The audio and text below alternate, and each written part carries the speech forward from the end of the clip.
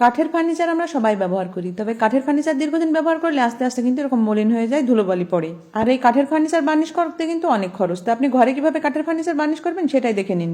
আপনি এইভাবে কাঠের ফার্নিচার বার্নিশ করলে দীর্ঘদিন থাকবে নতুনের মতো। আপনাদের টাকা খরচ করে বাজার থেকে বার্নিশ কিনে এটা বার্নিশ করতে হবে না।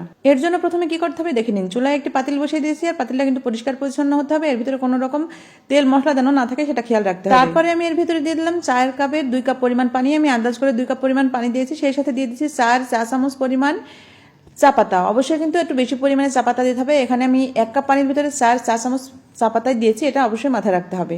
এবারে এটা আমি অনেকক্ষণ ধরে ফুটিয়ে নিব, আর ফুটিয়ে ঘন করে নিতে হবে। দেখুন এটা ফুটতে শুরু করেছে এবং এটা কিন্তু ঘন হয়ে গেছে, আর একেবারে কালো হয়ে গেছে লিকারটা, দেখেই বোঝা যাচ্ছে। এবারে এই লিকারটা আমি ঠান্ডা করে নিয়েছি এবং এটা সেকেও নিয়েছি। এখান থেকে আমি 2 চামচ পরিমাণ লিকার আলাদা করে নিচ্ছি।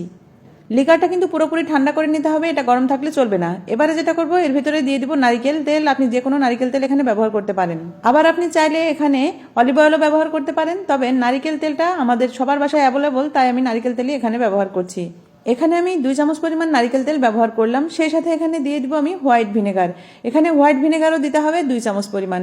তো অবশ্যই কিন্তু আপনারা হোয়াইট ভিনেগার চিনেন, যারা চিনেন না তাদের বলছে সাদা সিরকা হোয়াইট ভিনেগার কিন্তু একই জিনিস। এখানে 2 চামচ হোয়াইট ভিনেগার দিয়ে ভালো করে নেড়েচেড়ে নিতে হবে যতক্ষণ পর্যন্ত না মিশে যায়। যখন খুব সুন্দরভাবে মিশে যাবে তখন একটা সুতি কাপড় নিতে হবে। আপনি মার্কিন কাপড়ও নিতে পারেন, মার্কিন কাপড় নিলেও কিন্তু ভালো হবে, অথবা সুতি খুব নরম একটি কাপড় নিয়ে নেবেন। তারপরে কি করবেন, এটা দিয়ে আপনার বাসায় যে ফার্নিচারগুলো আছে সেগুলো মুছে নেবেন। অবশ্যই তার আগে ধুলোবালিগুলো মুছে নেবেন। তারপরে এই যে মিশ্রণটা তৈরি করলেন সেই মিশ্রণ দিয়ে এইভাবে মার্কিন কাপড় অথবা সুতি কাপড় দিয়ে আস্তে আস্তে মুছতে থাকবেন।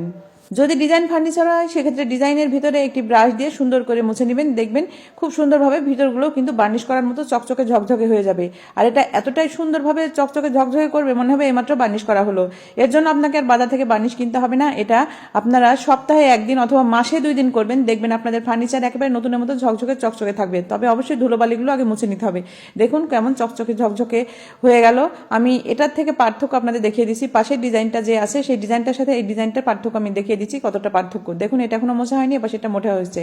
আপনারা হয়তো ভাবছেন তেল চিটচিটে হবে, কোনো রকম তেল চিটচিটে হবে না, কেননা এখানে হোয়াইট ভিনেগার দেওয়া হয়েছে। ভিডিওটি অনেক উপকারী, অবশ্যই ট্রাই করবেন।